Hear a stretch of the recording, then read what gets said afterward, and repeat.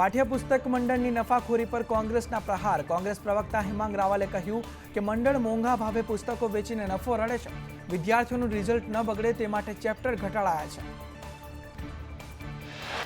BZ કૌભાંડમાં સીઆઈડીએ ભૂપેન્દ્ર ઝાલા સહિત 6 આરોપી સામે પુરવણી ચાર્જશીટ ફાઇલ કરી। બીઝેડમાં કૌભાંડનો 178 કરોડથી વધુનો આંકડો સામે આવ્યો। સીઆઈડીએ 23,000થી વધુ પાનાની ચાર્જશીટ ફાઇલ કરી। સ્વામિનારાયણ સંપ્રદાયનું વધુ એક પુસ્તક વિવાદમાં। પુસ્તકમાં દ્વારિકાધીશ ભગવાન પર ઉઠાવ્યા સવાલ। પુસ્તક વિવાદ મામલે મહામંડલેશ્વર ગીતા દીદીએ કહ્યું કે કૃષ્ણ જ ન હોય તો તમે ભાગવત કથા શા માટે કરો છો? તમે કહો છો કે કૃષ્ણ દ્વારકામાં નથી, તમે ભગવાનના અસ્તિત્વ પર જ સવાલ ઉઠાવો છો। સ્વામિનારાયણ સંપ્રદાય દ્વારા શ્રી કૃષ્ણના અપમાનના મુદ્દે વૈષ્ણવાચાર્ય પંકજ કુમારનું નિવેદન સામે આવ્યું। કૃષ્ણ ભગવાને ઘણાના મોહ અને ઘમંડ દૂર કર્યા છે। કૃષ્ણ ભગવાન ક્યાં નથી તે બતાવો। સ્વામિનારાયણ પુસ્તક વિવાદ મામલે ગુગળી બ્રાહ્મણ પરેશ પાઢિયાનું નિવેદન સામે આવ્યું। પુસ્તકમાં જે લખ્યું તે મૂર્ખતાભર્યું લખાણ છે। અત્યાર સુધી સનાતન ધર્મ પર અત્યાચાર થતા રહ્યા છે। વધુમાં કહ્યું કે પ્રભુ તમામ વસ્તુઓ છોડી દ્વારકામાં આવ્યા। દ્વારકામાં ભગવાન આવ્યા એટલે દ્વારિકાધીશ કહેવાયા। તીર્થ પર શા માટે સવાલો ઉઠાવવામાં આવે છે? અરવલ્લી જિલ્લા ભાજપ પ્રમુખનો પદ ગ્રહણ યોજાયો। ભીખાજી ઠાકોરે આજથી જિલ્લા ભાજપ કાર્યાલયનો ચાર્જ સંભાળ્યો। ઢોલના તાલે ભીખાજી ઠાકોરનું અભિવાદન કરાયું। દ્વારકાના ભાણવડમાં ખનીજ માફિયા સામે કાર્યવાહીની માંગ ઉઠી। માલધારી યુવકે કાર્યવાહી કરવા પોલીસને ચેલેન્જ આપી। અસામાજિક તત્વો સામે ખનીજ માફિયા સામે કાર્યવાહી થાય તેવી માંગ। રાજકોટ જેતપુર હાઈવે પર ટોલ ટેક્સનો વિરોધ કરાયો। ટ્રાફિકની સમસ્યા સર્જાય છે તો ટેક્સ શેનો ઉઘરાવે છે તેવો સ્થાનિકોનો પ્રશ્ન। અમરેલીમાં ભાજપ નેતાએ જ પાલિકાની પોલ ખોલી। સાવરકુંડલા નગરપાલિકાના મહિલા સદસ્ય મેઘા ગઢિયાએ વિસ્તારમાં કામ ન થતા હોવાના આક્ષેપ કર્યા।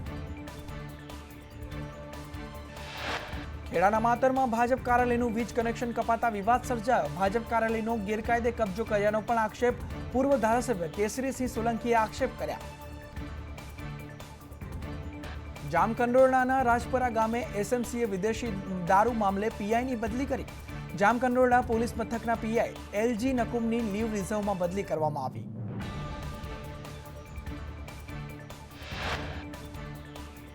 દેશી કપાસની ટેકાના ભાવે ખરીદી કરવાની એમએલએ હાર્દિક પટેલની માંગ। સીએમને પત્ર લખી એમએલએ કપાસ ખરીદી કરવાની માંગ કરી।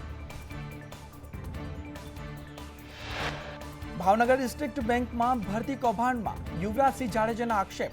કેટલાક મળતિયાઓએ ભરતીમાં લાગવગ લગાડી છે।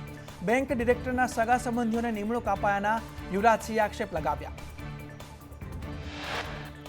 નવા જંત્રી દરો લાગુ કરવામાં થઈ શકે છે વિલંબ। સરકારને અનેક સૂચનો મળતા લાગી શકે છે વિલંબ। જંત્રી અંગે 11,000થી વધુ વાંધા સૂચનો મળી આવ્યા। બીજી તરફ 1700 સૂચનો જંત્રી વધારવા માટે મળ્યા।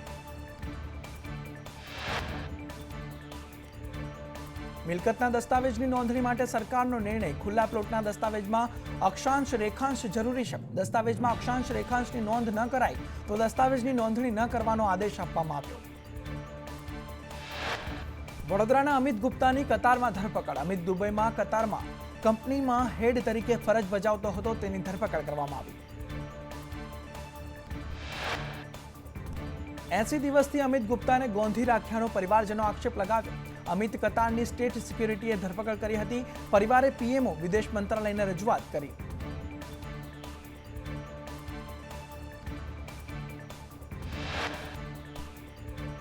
સુરતમાં ખંડણી માંગનાર કોર્પોરેટર રાજેશ મોરડિયાની ધરપકડ કરવામાં આવી। કોર્પોરેટરે વેપારી પાસેથી 1 લાખ પડાવ્યા હતા। અમરેલીના ગાવડકા ગામમાં ખેડૂતોનો હોબાળો। નવા બનતા બ્રિજને લઈ ડાયવર્ઝન આપતા રોષ ભભૂક્યો। ખેડૂતોને ખેતરે જવા 5 થી 7 કિલોમીટર દૂર જવું પડે છે। ગાંધીનગર મહાનગરપાલિકાની જાહેરમાં કચરો ફેંકનાર વિરુદ્ધ કાર્યવાહી। સેક્ટર 24માં ગાર્ડન પાસે કચરો ફેંકનાર મહિલાની ઘરે પહોંચી મહાનગરપાલિકાની ટીમ।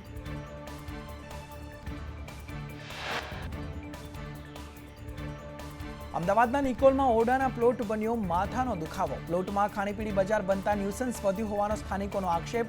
લોકો દારૂ અને ડ્રગ્સનું સેવન કરતા હોવાનો સ્થાનિકોએ આક્ષેપ લગાવ્યો। અંકલેશ્વરની વાલિયા ચોકડી પર ગેરકાયદે દબાણો દૂર કરવામાં આવ્યા. ટ્રાફિકને અડચણરૂપ દબાણ દૂર કરવાની કામગીરી હાથ ધરવામાં આવી.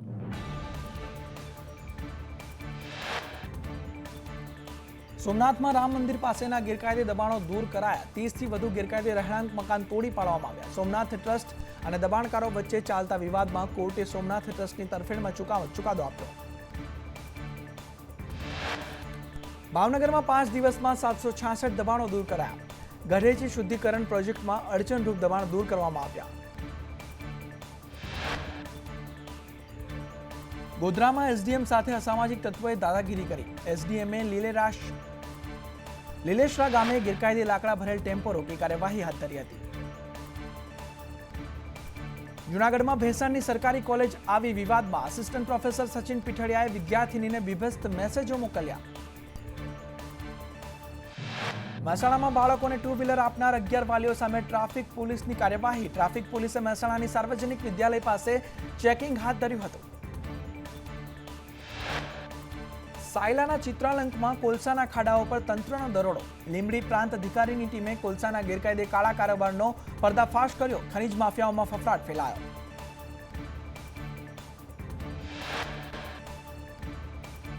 દાદાની બુલડોઝર કાર્યવાહીને પૂર્વ મુખ્યમંત્રી વિજય રૂપાણીએ વખાણી. કહ્યું, અસામાજિક તત્વોની હિંમત તૂટવી જોઈએ. વિરોધ પક્ષે અસામાજિક તત્વોને ઉછેર્યા છે. વધુમાં કહ્યું કે હિન્દુ મુસ્લિમમાં કોઈ મતભેદ ના હોય એ અમારો અભિગમ છે. દેશની પરંપરા સંસ્કૃતિમાં ભાજપનો રોલ સ્પષ્ટ છે.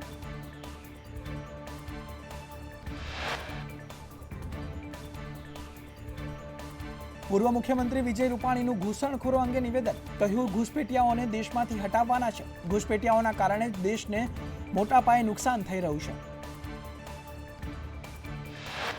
અમરેલીના રાજુલામાં માથાભારે તત્વો સામે કાર્યવાહી. ઓમનગરમાં 2 વ્યક્તિઓના મકાન પર બુલડોઝર ફેરવવામાં આવ્યું. જયરાજવાડા અને ભરત કરસડિયાના દબાણ હટાવવામાં આવ્યા.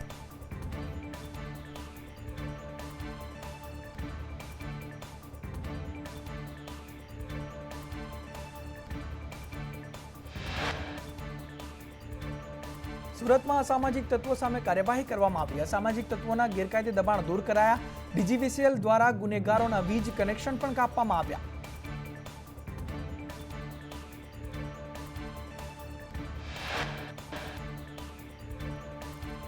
ગુજરાત સરકાર અને રાજ્ય પોલીસ દ્વારા અસામાજિક તત્વોને પાઠ ભણાવાયા. દ્વારકા ખાતે રાજકોટ રેન્જ આઈજી અશોક કુમાર યાદવે ક્રાઇમ કોન્ફરન્સ યોજી. રાજકોટ રેન્જમાં પોલીસે 2270 ગુનેગારોને ચિહ્નિત કર્યા.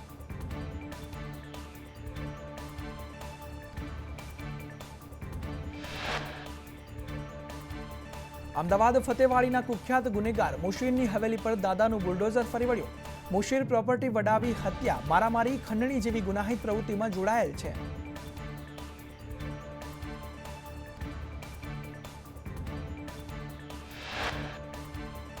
સુરેન્દ્રનગરમાં અસામાજિક તત્વો વિરુદ્ધ કાર્યવાહી હાથ ધરવામાં આવી. ધાંગધ્રામાં 300થી વધુ અસામાજિક તત્વોનું લિસ્ટ તૈયાર કરવામાં આવ્યું.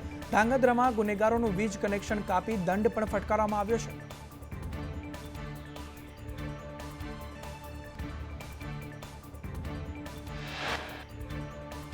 ભરૂચના ઝઘડિયામાં પોલીસે કોમ્બિંગ હાથ ધર્યું. રાજપારડીમાં અસામાજિક તત્વોના ઘરે કોમ્બિંગ કરવામાં આવ્યું.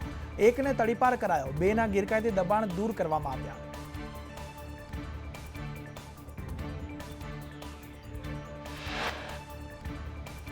સુરત શહેરમાં આરટીઆઈની આડમાં તોડ કરતા તોડબાજો વિરુદ્ધ પોલીસની વધુ કાર્યવાહી. પોલીસે અત્યાર સુધી 59 લોકો સામે ગુનો નોંધી આગળની કાર્યવાહી હાથ ધરી છે.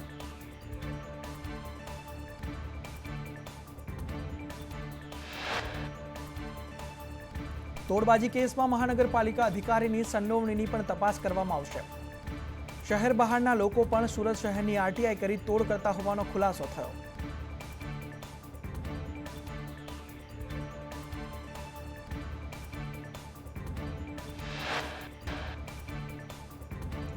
પેટલાદમાં લુખ્ખાગીરી કરનાર 6ની અટકાયત કરવામાં આવી. 2 જૂથોએ એસટી ડેપોમાં મારામારી કરી હતી. વિડીયો વાયરલ થતા પોલીસે લુખ્ખા તત્વોને કાયદાનું ભાન કરાવ્યું.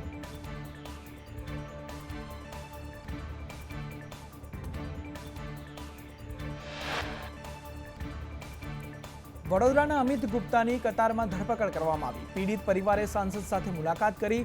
સાંસદ હેમાંગ જોશીને આપવીતી જણાવી.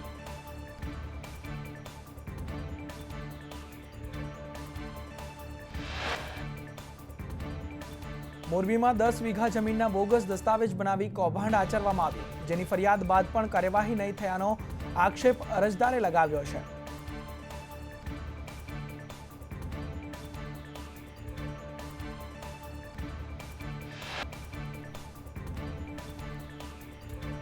કચ્છના અંજારના મેઘપરમાં લૂંટમાં ભોગ બનનારે લૂંટનું તરકટ રચ્યું હોવાનું સામે આવ્યું. લૂંટની વાત ઉપજાવ્યાની પોલીસ સમક્ષ કબૂલાત કરી. સમગ્ર મામલે પોલીસે વધુ કાર્યવાહી હાથ ધરી છે.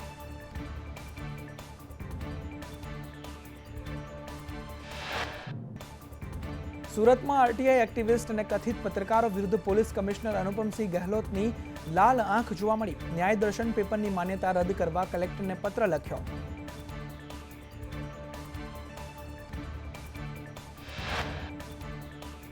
પત્રકાર સુરેશ પટેલ અને ગૌતમ ડોડિયાએ બ્લેકમેલ કરી 5 લાખ માંગી હતી, જેમાં 1.50 લાખ પડાવ્યા હતા.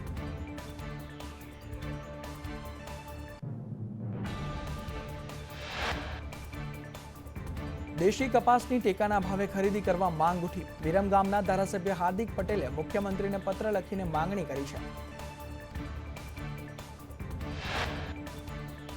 તો ગઈકાલે રાજપૂત સમાજની વાડીથી મામલતદાર કચેરી સુધી રેલી યોજી. પાટીદાર સમાજની માંગ પ્રમાણે પોલીસે આરોપી સામે કલમ ઉમેરવાની બાંહેધરી આપી છે.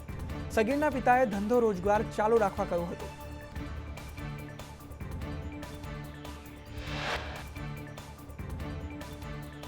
વડોદરાના મકરપુરા એસઆરપી ગ્રુપ 9ના સ્ટોર રૂમમાં આગ લાગતા ભાગદોડ મચી. ફાયરની ટીમે આગ પર કાબુ મેળવ્યો.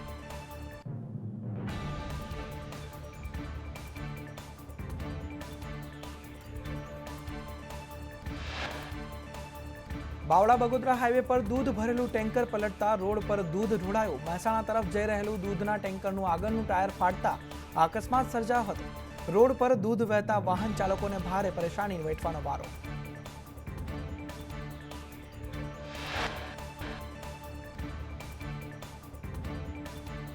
હવામાન વિભાગની આગાહી અનુસાર રાજ્યમાં 2 થી 3 ડિગ્રી તાપમાન વધશે. સૌથી વધુ તાપમાન રાજકોટમાં 38.3 ડિગ્રી નોંધાયું.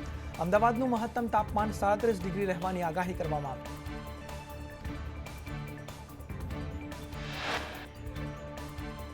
રાજ્યમાં આજથી ગરમીમાં વધારો થવાની આગાહી. પવનની દિશા બદલાતા તાપમાનમાં વધારો થશે. લઘુત્તમ મહત્તમ તાપમાનમાં 1 થી 2 ડિગ્રી વધારો થશે. વેસ્ટર્ન ડિસ્ટર્બન્સ સક્રિય થશે, જેના કારણે તાપમાન વધશે. સૌથી વધુ તાપમાન રાજકોટમાં 38.3 ડિગ્રી નોંધાયું તો અમદાવાદમાં 37.2 ડિગ્રી અને ગાંધીનગરમાં 36.8 ડિગ્રી તાપમાન નોંધાયું.